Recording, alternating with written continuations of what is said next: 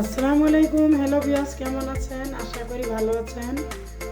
আমিও আপনাদের ভালো আছি, আলহামদুলিল্লাহ। এখন শীতকালীন সময়, সব ধরনের মাছই ভালো লাগে, যেভাবেই রান্না করেন না কেন। আজকে আমি পাঙ্গাস মাছের ঝাল ফ্রাই দেখাবো। তার জন্য এখানে আমি পাঙ্গাস মাছটাকে কিউব করে কেটে নিচ্ছি আর অনেক সুন্দর করে ধুয়ে পানি ঝরে নিয়েছি আধা ঘন্টার মতো। এখন আমি বিভিন্ন ধরনের মশলা দিয়ে ম্যারিনেট করে নেব।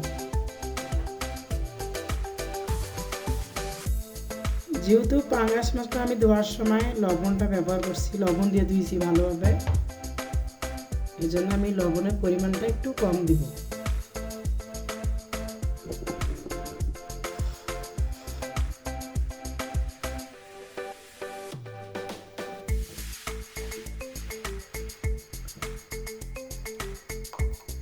এখন দিব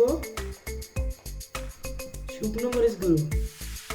এটা আপনারা আপনাদের পছন্দ মতো দিতে পারবেন, যে যতটুকু জাল চায়।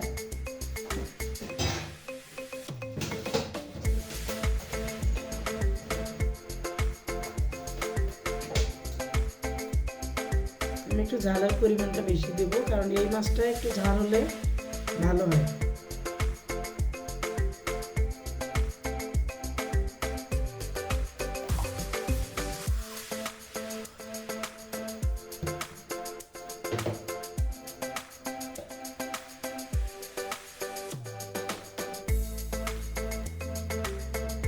জিরে গুঁড়ো দিব 1 চামচ, ধনিয়া গুঁড়ো দিব 1 চামচ,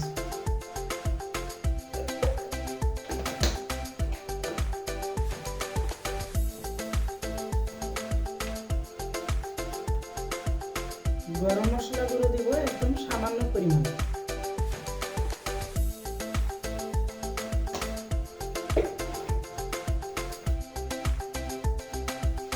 এখন আমি মশলা দিয়ে মাছটা সুন্দর করে ম্যারিনেট করে নেব।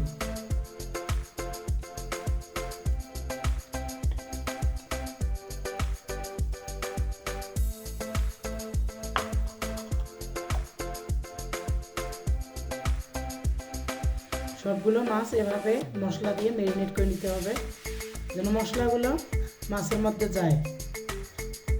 আর মাছটা অবশ্যই পরিষ্কার করে ধুয়ে তারপরে আধা ঘন্টার মতো পানি ঝরে নিতে হবে, তা নাহলে এখানে লবণ দেওয়ার সঙ্গে মাছটা পানি ছেড়ে দিবে।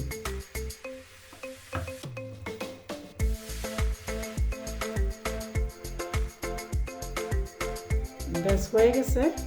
এখন আমি ঢেকে রেখে দিব 10 মিনিট।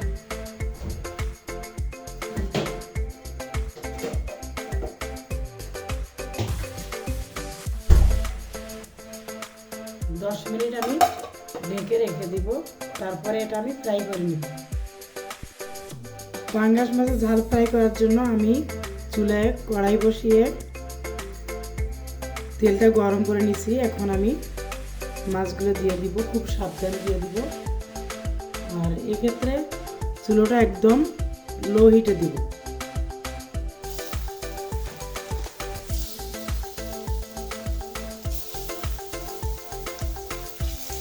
পাঙ্গাস মাছ কিন্তু অনেক তেল ছিটে আসে, খুব সাবধানে এটা ফ্রাই করতে হবে।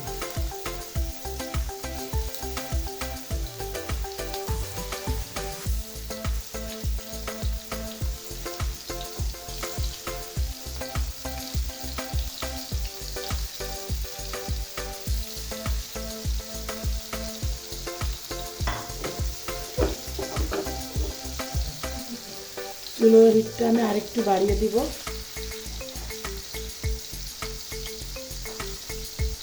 এখন আমি ঢেকে দিব 5 মিনিট। 5 মিনিট আমি এভাবে এক পাশে ফ্রাই করে নেব। দিয়ে এলাম 5 মিনিট পর।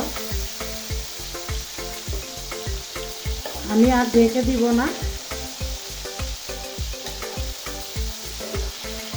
এখন আমি একটু উল্টে দিব।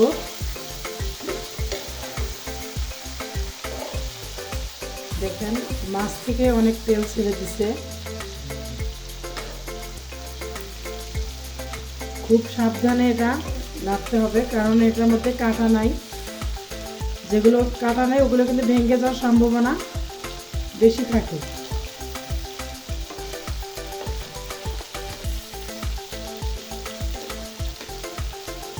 সবগুলো এভাবে একটু উল্টে দিতে হবে।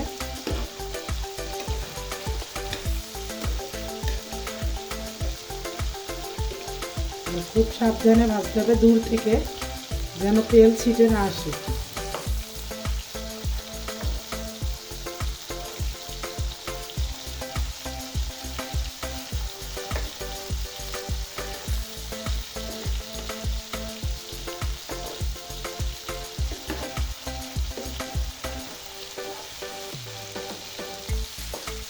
আমি এভাবে আরও 5-7 মিনিট ফ্রাই করে নেব, তারপরে আমি পেঁয়াজ মরিচ দিব।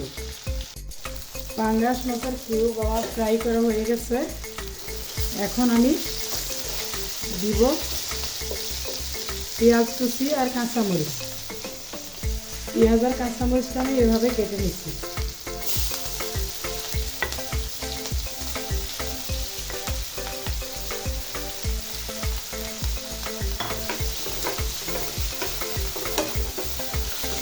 মাছটা একটু সাইড করতে হবে, একটু ভেঙে গেল।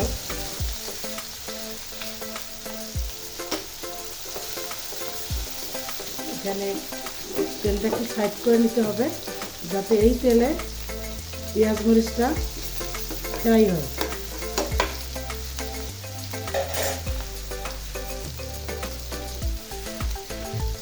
পেঁয়াজ মরিচটা যখন আমরা দিব তখন অবশ্যই সামান্য পরিমাণে একটু লবণ দিব, তা নাহলে খেতে অতটা টেস্ট লাগবে না। মাছে তো সব মশলাই দেয়া, পেঁয়াজ মরিচে অবশ্যই লবণ দিতে হবে।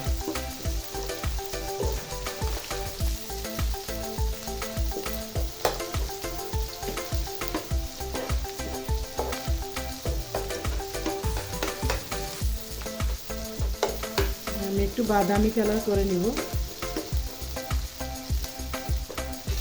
পেঁয়াজটা আর একটু পাতলা করে কেটে নিতে হবে।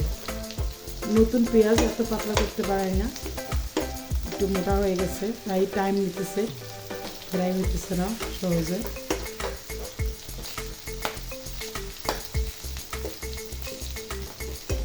বাদামি করে নেব, তারপরে মাছগুলো আমি এর ভিতরে দিয়ে দেব।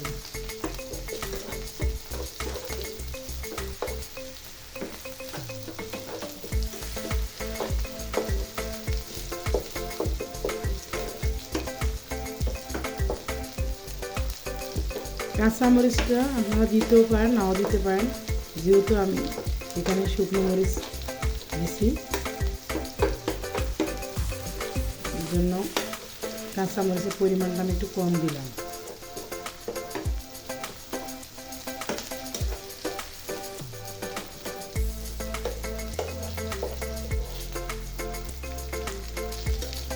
এভাবে একটু সাইড করে নিতে হবে, যাতে সম্পূর্ণ তেলটা এক সাইডে চলে আসে।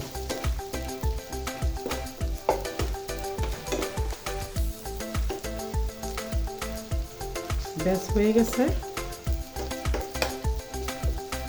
এখন আমি পাঙ্গাস মাছের কিউবগুলো দিয়ে দিব, একটু সাবধানে দিতে হবে।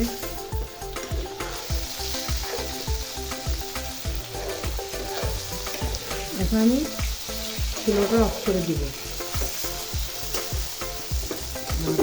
এটা নেওয়ার জন্য এভাবে এক সাইড করতে হবে, যাতে তেলটা সম্পূর্ণ চলে আসে।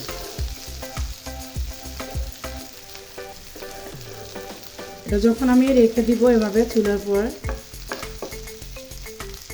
3-4 মিনিট, তখন মাছটা আরও ফ্রাই হবে আর খেতে অনেকটা টেস্ট লাগবে। সম্পূর্ণ তেলটা এভাবে চলে আসবে, তারপর আমি উঠাই নেব, তারপর পরিবেশন করব। পাঙ্গাস মাছের ঝাল ফ্রাই আমার হয়ে গেছে, আমি পরিবেশন করলাম। দেখেন কালারটাও অনেক সুন্দর আসছে, আর দেখে মনে হচ্ছে না যে এটা পাঙ্গাস মাছ, মনে হচ্ছে এটা মুরগির মাংস। পাঙ্গাস মাছের ঝাল ফ্রাই আমার রেডি। আমি যেভাবে বানালাম আপনারা বাসায় ওভাবে বানাবেন, দেখবেন অনেক ভালো লাগবে। আর ভালো লাগলে আমার চ্যানেলটা সাবস্ক্রাইব করবেন আর পেজটাকে ফলো দিবেন। ভালো থাকবেন, আল্লাহ হাফেজ।